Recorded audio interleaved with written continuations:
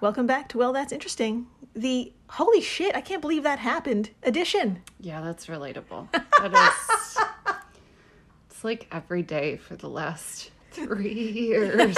Just about. Yeah. I'd say yes. We're about at that point where, like, anything that happens, we're like, I'm not surprised anymore. No, like, I'm just we're all not. dead inside. We're all dead inside. But I'm sure you're about to change that.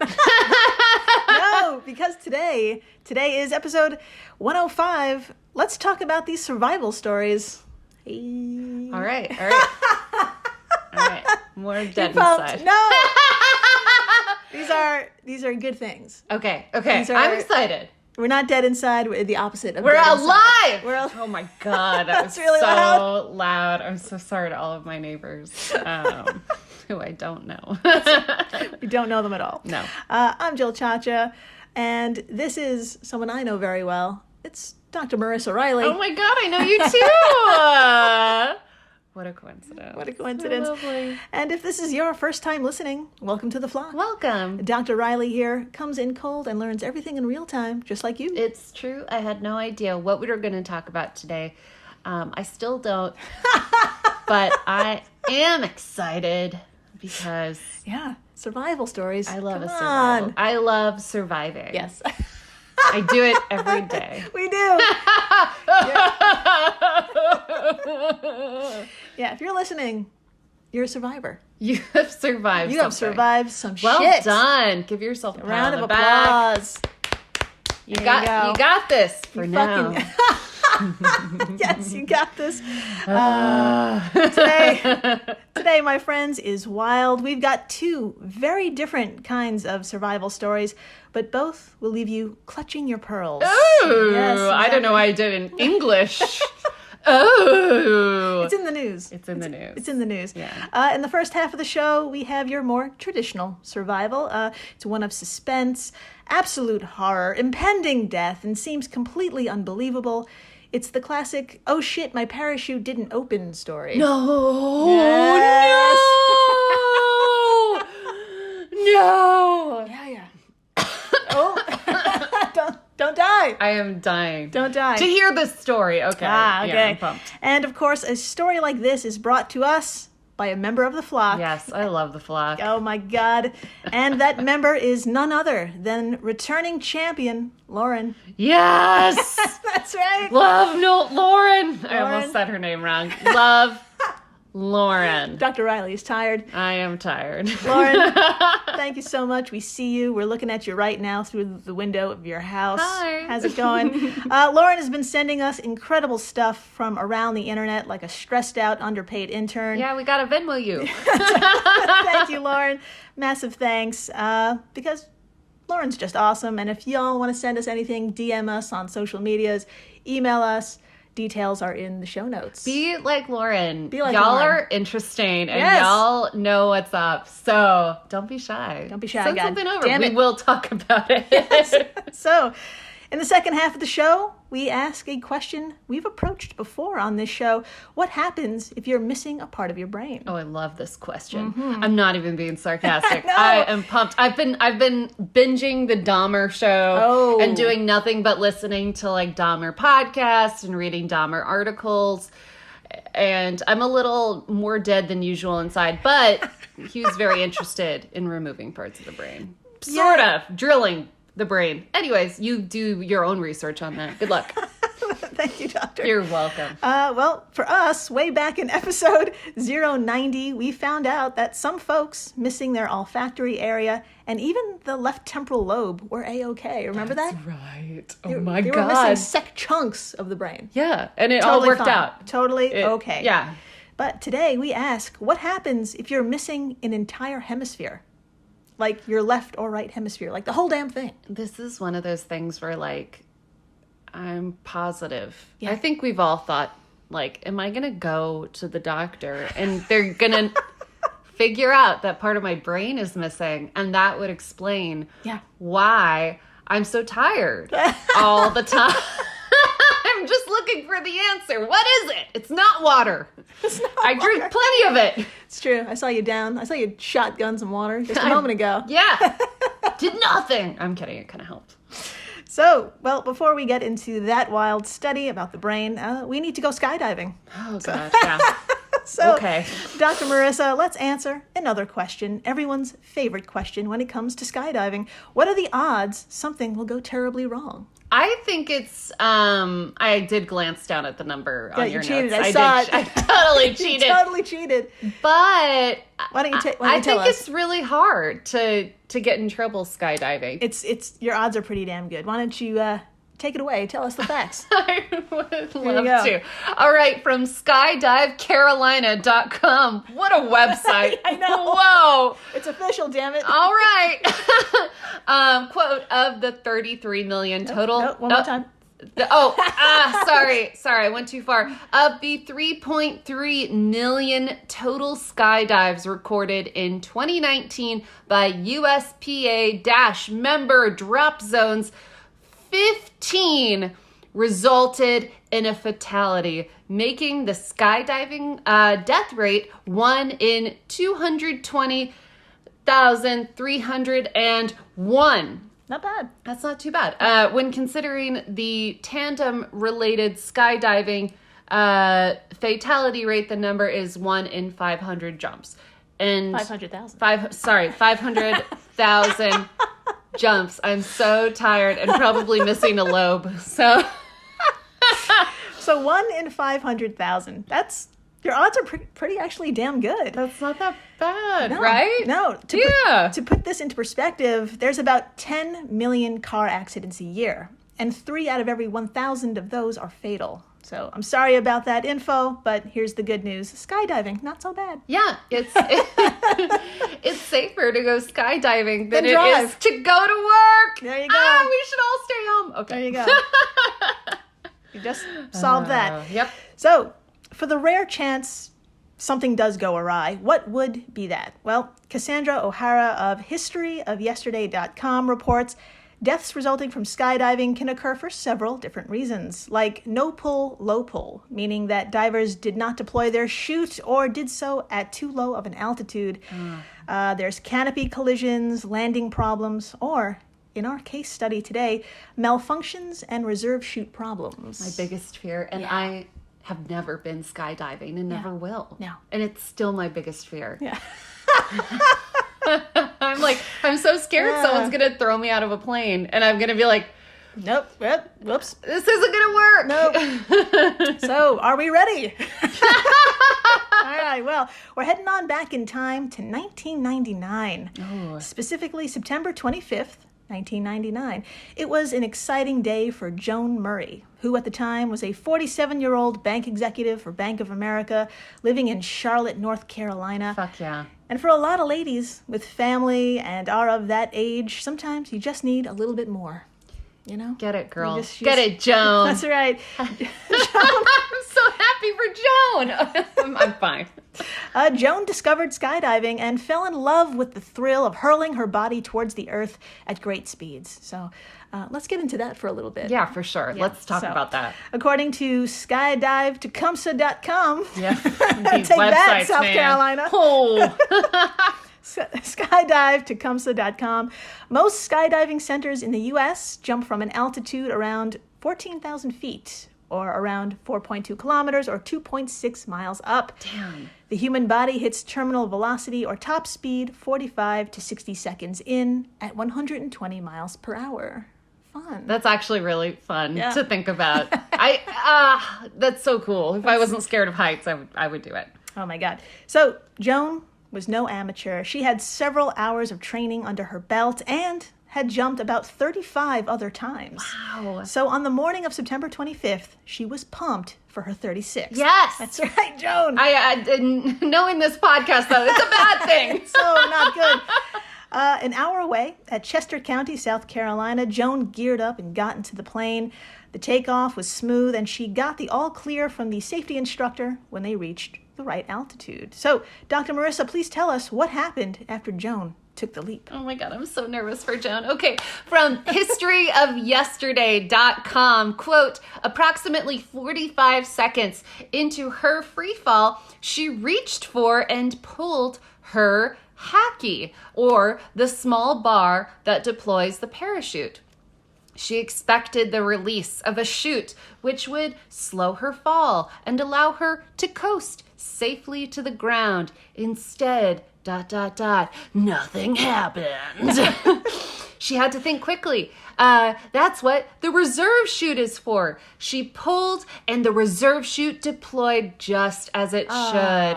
Oh, everyone take a deep breath. She began to slow her descent, but then the unthinkable happened. She began to spin. End quote. Why does the quote end there? Sorry. You left me on almost a literal cliffhanger. Yes, my friends. The main chute had failed, and then the cords of the reserve chute became entangled. No. Joan fell over 13,000 feet in seconds with no backup plan. And at about 700 feet, it was all too late. Her reserve completely deflated, and onlookers waiting at the landing pad saw her hit the ground at 80 miles per hour. Joan. Yeah. Thankfully, they were there because an emergency crew was called immediately. When the crew got to Joan, according to O'Hara, quote, the entire right side of her body was crushed due to the impact. It even knocked the fillings out of her teeth. Oh my God. End quote. Yeah. Oh my God. But Joan. I know. But my friends, they found her alive. Yes, Joan. Fucking doctors could not believe it. And weirder still, as they were stabilizing Joan and dealing with all of her massive injuries, they noticed about 200 small red bumps. Joan! Yeah. My friends, sit the fuck down and listen to this. Okay. If you're already sitting, sit harder. All right. So, those bumps were fire ant bites. Oh my God, no. Okay? No. Okay. Of all places, Joan had landed on a nest of fire ants, and between the time she landed and was rescued by the paramedics, those ants went to town protecting their home. Oh my God, she was like the head from Hereditary. Yes. That's exactly If right. you've seen that movie, you know. You know the head. You can see it right now. Yeah, you're thinking about it. So, Dr. Marissa, please tell us, though, why was this crazy coincidence pretty much a fucking miracle? What? Yeah. Oh, let's talk about it. All right. From History of Yesterday, quote, fire ants secrete a venom known as solenopsin. I nailed it. Yes. Continuing the quote, when the fire ants continued to sting Joan as she was waiting for medical personnel, they released this venom, which basically stimulated her nervous system and kept her heart beating. End quote. Oh, that is the coolest. Yep. That's fucking amazing. I was about to say what luck, but there's a lot of unlucky things about it. It's luck. But what luck to land perfectly on a fire ant hill or house. Fucking and they wild. saved her life. Yeah, my friends, venom from our little buddy the fire ant probably saved Joan's life. But before we get into how, a few things about these creatures. Yes. Okay, there's about 200 species of them, maybe over 200 species of them. And according to the wiki, red imported fire ants are native to the tropical areas of Central and South America, where they have an expansive geological range that extends from southeastern Peru to central Argentina to the south of Brazil, just massive. The very warm climate of North Carolina is also suitable for them. Makes sense. This happens to works out. Yeah. NCSU.edu reports imported fire ants can be found in at least 75 to 100 counties, including isolated areas in western North Carolina, where she was. They're right at home. Right at home, So, just waiting for people to follow. that's right. Wow. Wow. And boy, howdy, they will fuck with you if you disturb their nest. Yeah. Solenopsin is the main toxic component of fire ant venom. Severe allergic reactions can be caused by ant stings, and those include nausea, severe sweating, loss of breath, serious swelling at bite areas, fever, dizziness. They can be fatal if not treated. They could also cause severe chest pain due to increased heart rate. And in Joan's case, each bite was like a tiny defibrillator. Oh, that's so cool. That is so cool. miracle. And they were just enough to keep her alive on the trip to the hospital, where a very long recovery process went underway. Quote, Joan remained in a coma for 2 weeks, but was able to make a full recovery after 20 reconstructive surgeries and 17 blood transfusions. She had rods placed in her legs and spikes in her pelvis to basically put her back together. Wow. She began physical therapy and was able to walk from her wheelchair to the car upon leaving the hospital, end quote, from O'Hara. I think Joan is my new mentor. I love Joan. You know she had a smile. Oh, fuck yes. The whole fucking time. She was like, I fucking survived. Yeah. This. Fuck you guys. She walked out of that hospital with two big thumbs up to whatever higher power she believes in. She was like, I did it. I love how you said two big thumbs up and you had your middle fingers up and stuff. Oh, middle fingers. I meant to say middle fingers. I censored myself for the podcast, but there is no need for a censor on this podcast. No. Fuck no. No. So, Dr. Marissa, did Joan continue to skydive? Is she living her best to live, laugh, love life? Oh, yes. Oh, yes. I believe yes. Take it away. Okay, I'll tell you the actual answer now. From History of Yesterday, quote, in 2001, shortly after returning to work, she completed her 37th skydive. Amazing, Joan. Her response when she was asked if this jump was a success, it was perfect, she said. End quote.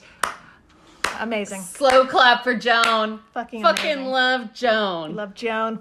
What a story. What a hero. After the break, Yeah. what if I told you some folks with half a brain are doing all right?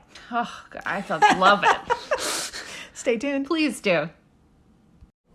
Hello, everyone. You may recognize me as Gabby from the History of Everything podcast.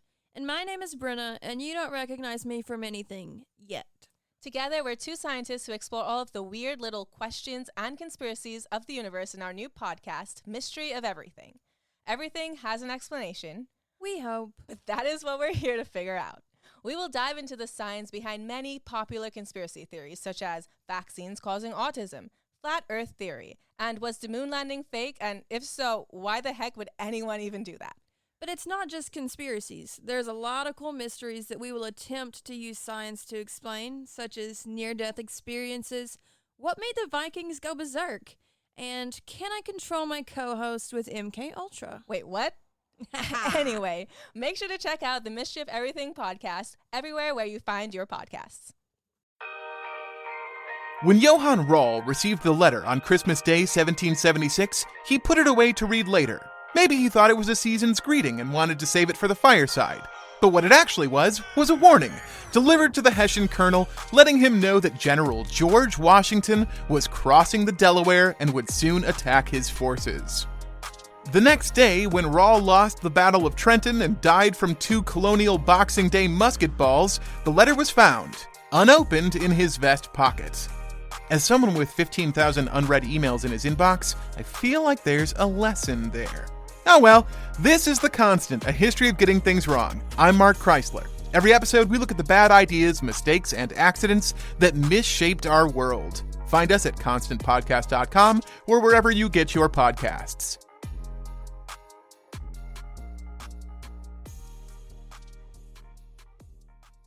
Hey everyone, Jill Chacha here from Well, That's Interesting, and I am absolutely thrilled to tell you about Spotify for podcasters. I use it, I love it, and it all started by downloading the free Spotify for Podcasters app, which has all the tools you need in one place to record and edit your masterpiece of a podcast. Spotify for Podcasters also distributes your show to all major platforms, so when you hit publish, your episodes will stream not only on Spotify, but I'm talking about the Apples, the Googles, Stitcher, Good Pods, the other ones. You get the idea. And you can monetize your podcast with no minimum listenership required. You could also set up monthly subscriptions and record ads just like this one. So what are you waiting for? Download Spotify for Podcasters today and start changing the world. Oh, and please, stay interesting. And we're back. We are so back. We're so back. And my friends, the word of the day is hemispherectomy. She's a long one. She's a long one. Really long. Do you want to say it together? Yeah. Okay. Hemispherectomy. Nailed it. That was a lot of energy. I'm so sorry. I'm reeling it in. So, what in the world is this? All right, don't worry. I've got you. Hemispherectomy is a very rare neurosurgical procedure where one half of the brain, either the left or right hemisphere, is completely removed or disconnected. Horrifying. It's Frankenstein sounding stuff. Yeah. It's dramatic as fuck. And yeah. Let's get into it. There better be good reason. There's yes. Speaking of which, Ben Taub of IFL Science explains, quote, such procedures are conducted as a last resort in extreme cases of childhood epilepsy and can help to reduce seizures that originate in one of the hemispheres, end quote. So I will say, as someone who has a lot of like debilitating issues, there... I wouldn't say like terrible things, but really annoying things. Debilitating enough. I've gotten to the point where I'm like, if you could like cut out a part of me so I don't get motion sickness to the point of throwing up every time I get in a car, I'd fucking sign up for it. Yeah. I mean, this sounds absolutely terrifying. I don't know if I could do it. But if it's helping someone, yeah, and it's safe and it's not a freaking lobotomy. It sounds extreme. It sounds drastic, but like you said, what are the results? And the results are extremely successful. From ncbi.nih.gov, seizure reduction rates after hemispherectomies have ranged between 50 and 92% with very low mortality rates. Wow. So it's a successful procedure. Yeah. And hold on to your butts. A recent study has shown that people who have had this procedure done during childhood, again, a complete removal of one entire side of the brain during formative years, they were still good at recognizing faces and words as adults, like really good. Wow. Yeah. The study suggests a single hemisphere can completely rewire itself to perform the tasks of the missing hemisphere. So I can do this. We got this.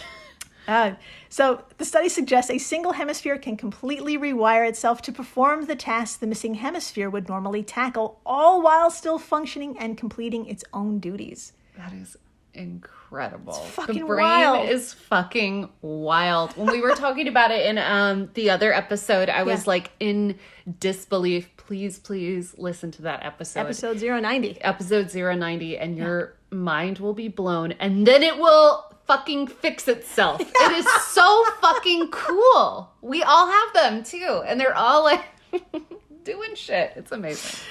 So how in the hell did researchers discover this? Oh, to begin that's with, right? I didn't even think of that. Is it like everything else in science, or it was an accident? Oh, this is deliberate. This is deliberate. Okay, but that's true. 99% of discoveries. Not everything else in science, but I've heard a couple big ones that were big sort of accidents. Or whoopsie daisies. I'm like, oh, look at that. Yeah. So first things first, you got to get yourself 40 adult people who have had hemispherectomies as a child. Okay. Not a problem. Yeah. All right. Then you get yourself a control group of neurotypical adult volunteers. Okay. All right. Check. That's there we easier. go. So, Dr. Marissa, from IFL Science, what was the first test? What were these folks asked to do? Oh my God, I'm really curious. Okay.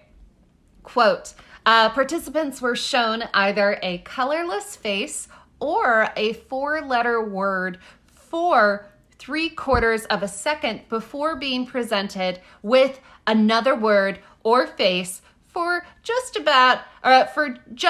2/10 of a second. Okay. Continuing the quote, they were then asked to determine whether the 2 words or faces they had just seen were the same or different. End quote.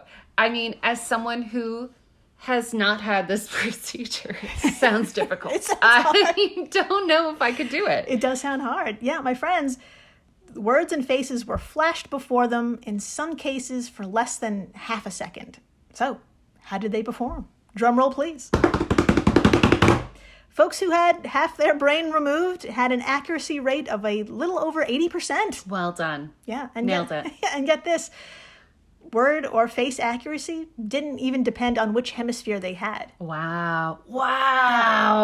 Researchers noted, quote, the single left hemisphere or right hemisphere patients showed comparable performance on face and word recognition. Didn't matter. I am in disbelief because I know very little about my brain. I know what we've talked about, but I do know that different parts of the brain do completely different things. Yeah. So that's incredible. Yep. That she's just like, have you ever seen The Nightmare Before Christmas? Oh my God, it's the been a Tim while. Burton movie. Yeah, There's it's one been a while. part where the guy who makes Sally kind of like tosses some stuff in, he like pulls stuff out of his brain or something, and then it populates itself. Yeah. Almost. If anyone knows what I'm talking about, DM me personally. I'll find the clip. I'll find a picture of it because it's fascinating. Because his brain kind of does this in a very literal form. It just kind of is like, I'm sorry, I'll stop talking. No, you go on with the science. I mean, Tim Burton.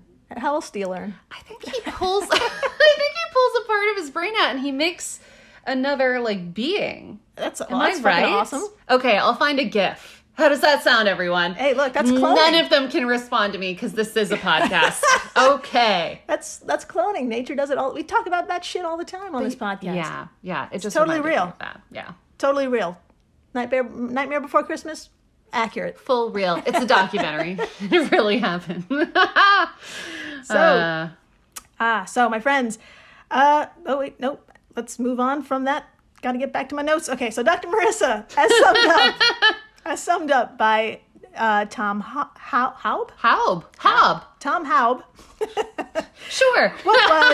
What was the second experiment? Did the researchers target specific hemispheres? Oh my God, I would love to talk about it. All right. Quote, in a second experiment, the study authors sought to limit those in the control group by using one hemisphere at a time.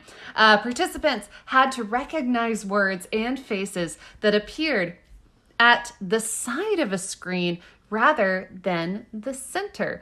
Objects viewed in the left half of the visual field are generally processed by the right hemisphere and vice versa. So it's kind of like a diagonal. Oh, end quote. So it's kind of like a diagonal situation. Yeah, that's right, my friends. Very interesting. This part is pretty simple yet ingenious. Just move the object to one side to deliberately activate one hemisphere.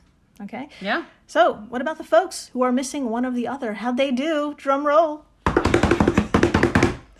Well, overall, the control group did perform better than those with a hysterectomy. I'm so sorry. Oh, it's okay. Oh, no. It's okay. So the control group did perform better than those with a hemispherectomy, but something really bizarre happened. Okay. When looking at words displayed on the left side of the screen, controls were no better at recognizing those words than folks with one hemisphere, regardless of each side was removed. For some reason, the left side of the screen, not a problem. Yeah, it's weird. Right? Well, I think, is it because you read left to right? Or people in the Western world read left to right, so maybe... Yeah, that's a good point. You're used to, like, seeing focusing the left side. Left. Yeah, I don't know. Maybe it has something to do with that. That is an awesome theory. Something in film is like that, too, where on one side of the screen they put things that they want to make you feel really uncomfortable with. I forgot which side it is. There you go. But yeah. That is fucking awesome. Good point. Think about it. Thank you, doctor. You're welcome. So, quote, altogether, the findings indicate that a single developing hemisphere, either left or right, may be sufficiently plastic for comparable representation of faces and words, wrote the authors. This demonstrates the remarkable plasticity of the developing brain, end quote. Now, developing brains are the key words here. One study published back in 2012 noted adults with left hemisphere lesions took 100 times longer to read words, while those with damage to the right hemisphere made 10 times as many mistakes on facial recognition. Wow. Yeah. In sum, because brains are still developing as children grow, the body has time to adjust. Yeah. But when you're already an adult, it's going to take much longer. It's like learning a language. Apparently it's easier as a kid. Yeah. I am spouting a lot of information that like I've read in like one or two headlines. So listen to Jill. I'm not a doctor. Lol. But yeah, I forgot what I was saying. Tell me more. Tim Burton and headlines. That's all you need, really. There you go. So you know what? Let's hear it for the brain. She's working so hard, so please just stop doing stupid shit, people, for the love of God. Yeah, drink some water, sit down, close your eyes. I don't know. What else can you do for your brain? Take a nap. Take a nap. Take a goddamn nap. You deserve it. That's You're right. awesome. I don't know you. And then tell your friends about Joan. Yes. Joan, who Joan! hit the ground at 80 miles per hour. And then she got the fuck back up. That's right. Like a goddamn... I don't know any other words for hero. Like a goddamn hero. Yeah. And the ants. Tell them about people missing half their brain. Yeah, and they're doing great. Doing great. And please. Oh, wait. Actually, thank you. Forgot to thank you for listening, rating, subscribing. Oh, yeah. Y'all are the best. fucking Y'all are amazing. killing it. Keep Absolutely. on doing this thing. Please keep doing it. And please, stay interesting. Oh, please do.